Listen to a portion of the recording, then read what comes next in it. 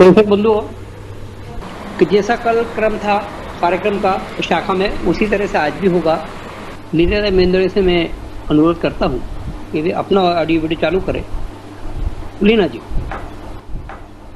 ओम असतो मा सद्गमय तमसो मा ज्योतिर्गमय मृत्योर्मा अमृतंगमय।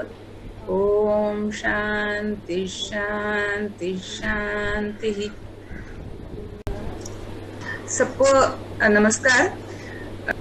तो कल हम लोग इस बात पर पहुंचे थे कि हमारे देश की जो भारतीय जो संस्कृति जिसको हम कहते हैं, उसका भविष्य हमें कैसा दिखता है, उस पर हमें कोई संकट दिखता है, कोई उसके अंदर हमें अपॉर्चुनिटी दिखती है।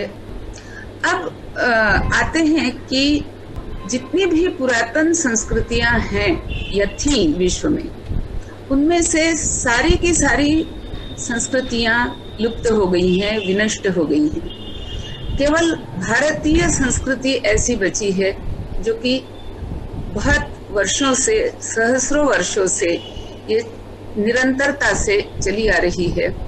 और हमें इस बात का ध्यान रखना पड़ेगा कि यह निरंतरता टूटे नहीं, यह संस्कृति अन्य संस्कृतियों की तरह लुप्त ना हो जाए। यहाँ मैं मैं संकटों की बात करती हूँ, तो यह मैं याद दिलाना चाहूंगी कि 15वीं सदी तक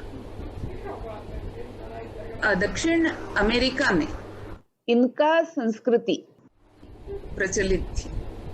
और 15वीं सदी में एक स्पेनिश योद्धा वहां जाता है और छल कपट से उस राजा को वह पराजित करता है और उस पूरी संस्कृति पर लूट की नियत से कब्जा करता है, लूटपाट भी मचाता है।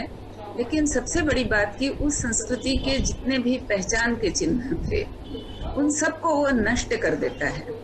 तो आज इनका संस्कृति हमें एक कपोल कल्पित कहानी की तरह आज हमें उसकी तरफ देखना पड़ता है, जबकि 15वीं सदी तक वह संस्कृति जीवित थी। तो ये मैं इसलिए कह रही हूँ कि अगर हम पूरे पिछले 2000 वर्षों का अगर हम इतिहास देखें, तो उस तुलना में ये 15वीं सदी में जो पूरी की पूरी एक सभ्यता विनष्ट हो गई, ये हमसे बहुत करीबी ये बात हुई है। तो हम ये डंके की चोट नहीं कह सकते कि हम भी उस रास्ते से नहीं जाएंगे। अगर हम सावधान नहीं रहे तो हो सकता है कि हमारे ऊपर भी वही संकट हो। तो जो हमारा आज का विषय है कि हमारी संस्कृति का भविष्य क्या है, तो जब हम कहते हैं कि भारत विश्व गुरु बने, तो हमारे जो मूल्य हैं, उन मूल्यों से ही हम विश्व गुरु बनने की बात कर सकते हैं। किसी भी देश का जो भविष्य होता है, वह इस बात पर निर्भर करता है कि उस देश के विचारों की दिशा आज कैसी है। तो विचारों का जो अधिष्ठान होता है, और ये बहुत ही सुंदर शब्द हमारे शब्दकोश में है, अधिष्ठान। क्योंकि इस अधिष्ठान शब्द में कहीं न कहीं परमेश्वर का साथ इसमें अनुग्रहित है।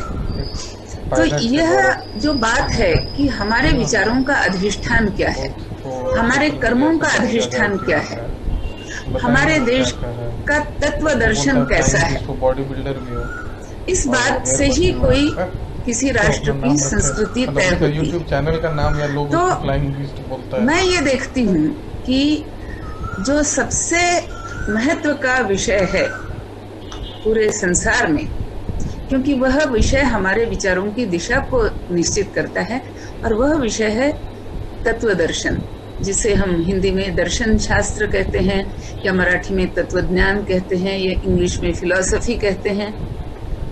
यह सबसे महत्वपूर्ण विषय बन जाता है यह तय करने में कि किसी भी राष्ट्र के मूल्य क्या होंगे और संस्कृति क्या होगी। तो आज प्रश्न ये उठता है कि क्या भारत का कोई तत्व दर्शन है या नहीं है। और कई पाश्चिमात्य विद्वान इस प्रश्न पर, इस बात पर प्रश्न उठाते हैं और कहते हैं कि भारत के पास कोई तत्व दर्शन तो है ही नहीं। भारत ने साइकोलॉजी पश्चिम से सीखी, विज्ञान पश्चिम से सीखा और फिलॉसफी भी पश्चिम से ही सीखी है, यह मानना है पश्चिमी विद्वानों का। और हम क्या मान रहे हैं, क्या हम इसे कबूल करते हैं? इसका उत्तर मिलता है हाँ जी, कबूल है, कबूल है, कबूल है। और इसका मैं आपको प्रमाण इस तरह से देना चाहती हूँ कि जब मेरे पिताजी उनकी युवा अवस्था में कॉलेज की पढ़ाई कर रहे थे और उनका विषय था फिलॉसफी, उस समय के सिलेबस में उन्होंने 80 से 85% भारतीय तत्व दर्शन और 15% विदेशी पश्चिमी फिलॉसफी को पढ़ा था। अर्थात हमारे देश का फिलॉसफी पढ़ा हुआ विद्वान भारतीय फिलॉसफी को बहुत अच्छी तरह से समझता था, उसकी पढ़ाई करता था, उसका अध्ययन करता था, उसका अध्यापन भी करता था। लेकिन फिर जब मैं कॉलेज में गई तो तब तक हमारे देश की फिलॉसफी को इतना अधिक तुच्छ, निकम्मा, अव्यावहारिक, अप्रामाणिक, असत्य, मिथ्या, मैथोलॉजिकल कहा गया कि हमें उस विषय की पढ़ाई के लिए विद्यार्थी मिलने बंद हो गए और एक एक करके भारत की सारी विश्वविद्यालयों ने फिलॉसफी विषय की पढ़ाई बंद कर दी। एक समय ऐसा था जबकि पूरे भारत के केवल एक विश्वविद्यालय को छोड़ करके बाकी कहीं भी फिलॉसफी की पढ़ाई ही नहीं होती थी। फिर वो ट्रेंड बदला और आज हम ट्रेंड देखते हैं कि फिलॉसफी दोबारा एक बड़ा प्रिय विषय, लोकप्रिय विषय, विद्यार्थी प्रिय विषय बन रहा है। लेकिन आज फिलॉसफी विषय का सिलेबस अगर हम देखते हैं तो आप देखेंगे कि इसमें 85% हमें पश्चिमी फिलॉसफी पढ़ाई जाती है और केवल 15% हमें भारतीय फिलॉसफी पढ़ाई जाती है। क्यों? क्योंकि हम ये स्वीकार कर चुके हैं, एक राष्ट्र के नाम पर हम स्वीकार कर चुके हैं कि हमारी फिलॉसफी बकवास है, तुच्छ है, अव्यावहारिक है, अप्रामाणिक है, असत्य है, मिथ्या है। और मैं एक छोटा सा उदाहरण बताती हूँ कि कोई विद्यार्थी मेरे से चर्चा कर रहा था और उसने कहा कि हमारे फिलॉसफी में एक विषय है राज्य शास्त्र, मतलब राज्य कैसे चलता है फिलॉसफी के आधार पर। तो मैंने कहा ओ, तब तो तुम्हें जो भीष्म ने शांति पर्व में जो बात बताई राज्य चलाने की वह पढ़ाते होंगे, या योग वशिष्ठ में जो बताया गया कि कैसे राजा का क्या क्या धर्म होता है वो पढ़ाते होंगे, या रामायण में जो बताया गया कि राम ने इस प्रकार से अपना राज्य चलाया, इस धर्म को निभाते हुए राज्य चलाया, वो पढ़ाते होंगे। तो उस विद्यार्थी ने कहा नहीं नहीं नहीं, ये सब नहीं पढ़ाते, वो हमें पूरा का पूरा पश्चिमी तंत्र पढ़ाते हैं। और मैंने कहा कि तो फिर अपने टीचर से पूछो कि क्यों हमें शांति पर्व की बातें नहीं पढ़ाई जाएंगी।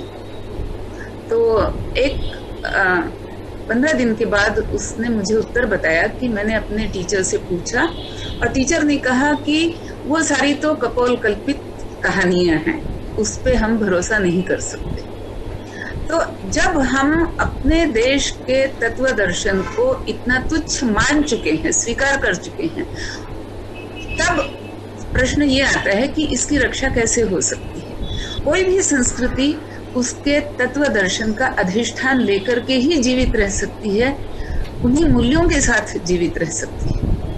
अगर हम ये मानते हैं, जैसा कि पतंजलि योग सूत्र में कहा गया है कि अगर कोई व्यक्ति अहिंसा नामक जो महर्षि ने जो यम और नियम बताए, उसमें जो 5 यम उन्होंने गिनाए, उसमें सबसे पहला यम है अहिंसा। अब मुझे यहाँ पे आपको बताना चाहिए कि यम शब्द जो है, इसका प्रयोग हमारे वाङ्मय में 2 तरह से किया जाता है। एक मृत्यु की देवता, और वह केवल मृत्यु की देवता नहीं है, वह आपके पाप और पुण्यों का हिसाब रखने वाली भी देवता है। ऐसी देवता का नाम है यम। और दूसरा, आपके अंतर मन को अत्यंत पवित्र और शुद्ध करने वाली जो बातें हैं, उनका नाम भी है यम। तो आप देखिए ये खूबसूरती कि वही बात जो आपको मृत्यु तक ले जा सकती है, और वही देवता है जो आपको अंतर मन की शुद्धि तक भी ले जा सकती है। खैर, तो जो पतंजलि मुनि ने ये वर्णन किया है कि जो साधक यम जो 5 मैंने बताए, इनमें से अहिंसा नामक यम का अगर कोई साधक पालन करता है, तो उसके आसपास का परिवेश ऐसा हो जाता है कि उस परिवेश के अंदर अगर एक सिंह या व्याघ्र भी अगर आ गया, तो वह भी अहिंसक हो जाता है। और उसके आश्रम में सिंह, वाघ, गाय, हरिण, ये सारे के सारे मिलजुल करके रहते हैं, क्योंकि इस मुनि ने अहिंसा नामक यम की साधना इतनी पराकाष्ठा से की है। अब मुद्दा यहाँ पे यही आता है कि क्या हम इस बात को मानते हैं कि इस तरह से अहिंसा की साधना करना संभव है, जो आपके वातावरण को भी, आपके परिवेश को भी इस इतना अच्छी तरह से शांति प्रिय बना सके, अहिंसा प्रिय बना सके? या हम ये कहेंगे कि ये तो मुनि की, पतंजलि मुनि की कल्पना है और यह मिथ्या है। तो हमारी संस्कृति आगे चलकर के कैसी बनेगी, इसका उत्तर भी इसी बात पर निर्भर करता है कि हमें ये जो अपनी संस्कृति की बातें कही गई हैं, अपनी फिलॉसफी की बातें कही गई हैं, इनसे हमारा परिचय है कि नहीं है, और अगर है तो यह परिचय हमें किस तरह से स्वीकार्य है। मिथ्या है इस रूप में स्वीकार्य है, या सत्य है इस रूप में स्वीकार्य है।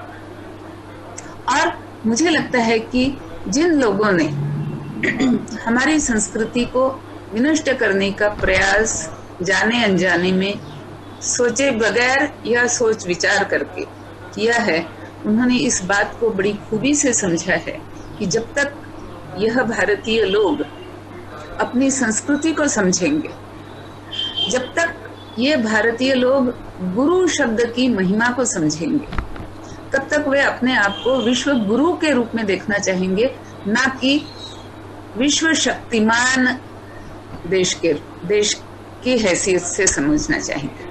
तो हम विश्व शक्तिमान भी हो सकते हैं, जैसे आज अमेरिका है या चीन अपने आप को क्लेम कर रहा है, या कहीं रशिया क्लेम कर रही है, या कहीं पूरा मुस्लिम समाज एक होकर के ये अपने आप को क्लेम कर रहा है।